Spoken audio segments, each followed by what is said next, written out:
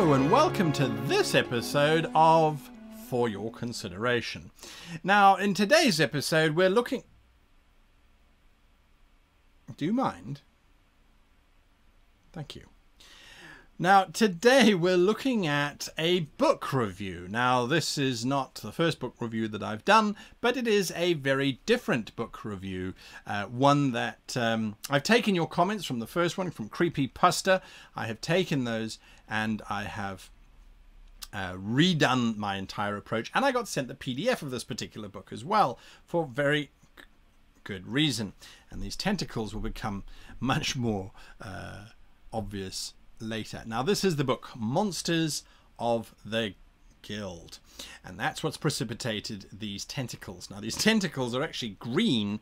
That's why they well, that's why they're basically just transparent at the moment. It's kind of a cool effect, but they are green, so with my green screen it's just keying them all out. Why do I have tentacles? Why do I have tentacles? Well, the question is, why don't you have tentacles, actually? No, the tentacles are because we ran a campaign for the launch of this book. Now, this book is a collaboration of multiple GMs from across the world who have come together to give you, in a single book, their greatest monster, their creature that they see or think is a signature creature that you could not do without. Now, part of the campaign was, whilst they were busy really writing the book and putting the book together, was that everybody on Facebook had tentacles sticking out of their heads. That was done to sort of promote this idea of this multi-limbed organism coming together. So that's the tentacle. So I have done my tentacle bet, even though they maybe not as effective as I had hoped. Now, on to the book. So, Monsters of the Guild is for Dungeons & Dragons 5th edition. It's this beautiful, beautiful book, and I hope this works. It's the first time I'm doing it, but I am trying to do it so that you guys can see. Now, this book is 160 pages of pure monster. And I absolutely love it. There's all the credits, which I'm going to skip through. There's the list of monsters. Now, just look at some of those names. You've got Bogworm, Bone Giant, Rainbringer, Pulper, Pantherfolk, a Petch, a Nith. These are some lovely, lovely creatures. You've got something called a Mansky. I wonder what that is, he said, knowing full well that that is the monster that I contributed to this book. But there are so many other things in there. The Evil Doll, the Hood, a Tomb Spider, a Slaughter God Troll, a Troll Dog. What's a Troll Dog? That sounds fantastic.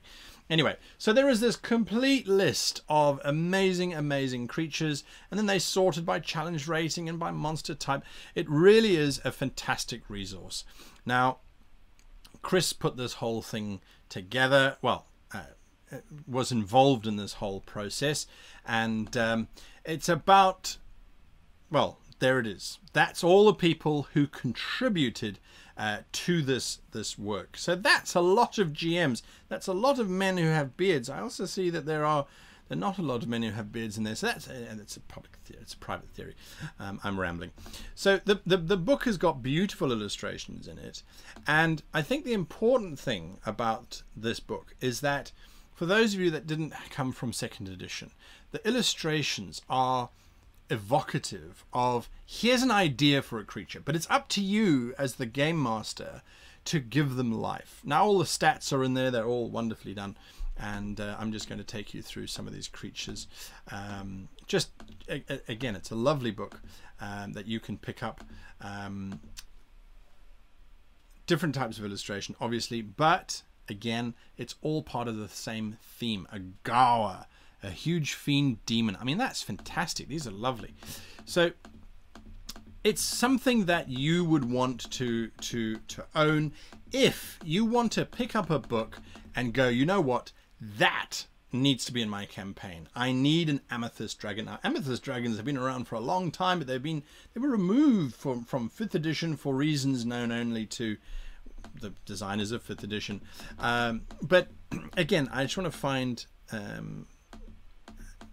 the Formicans also were removed and now they're back. So this book allows you to pick it up and go, I want a creature that does X, or let me turn to random page 81, a Mardak.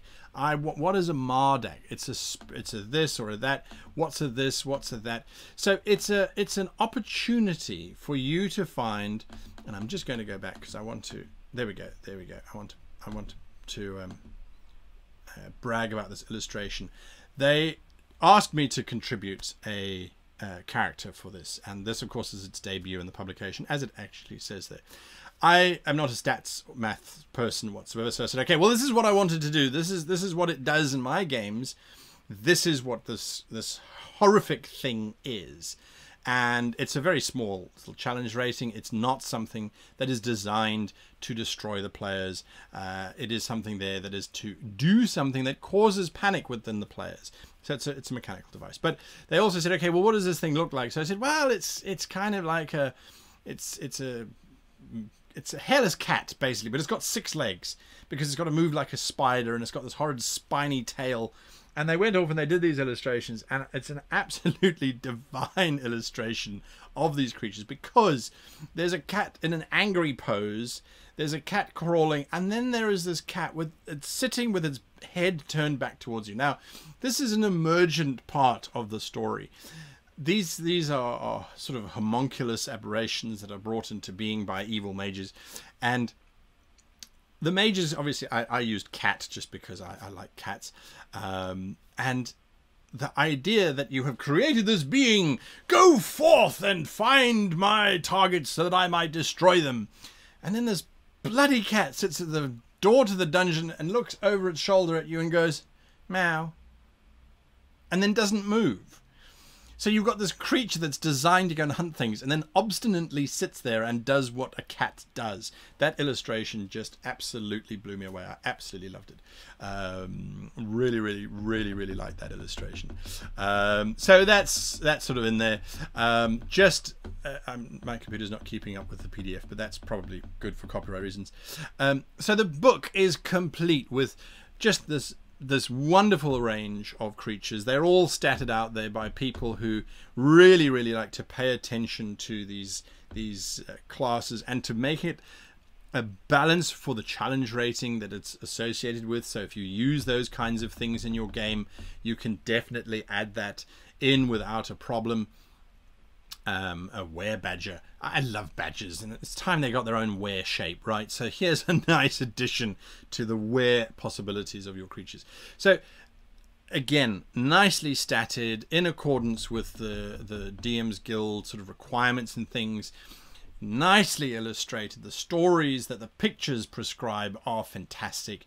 The write-up for the creatures is inspirational. You've got all of your tables here, so if you wanted this rating, go here. If you wanted this, go there. And just presented in such a lovely book. Now you can see the Dungeons Guild stamp of approval on the back, and the write-up that goes with it. So that is my review, and I've got to see if I can do this right. Did I do it right? Page 1. Yes. Okay. The live recording. So that is my take on this book. Now, am I biased because it's got one of my figures in it? Well, I obviously have to be a certain amount of bias, but the rest of the creatures are fantastic and they are inspirational. And I've been raving about this book to everyone that I'm allowed to and have been allowed to, but it only released, from what I understand, at the beginning of this week, maybe last week. So it's a fresh publication. It's brand new. You can get it in the original hardcover print, which I always like dead wood on my shelves, or you can, of course, get the PDF and that sort of thing. And that's from the DM's Guild online. I'll put a link in below.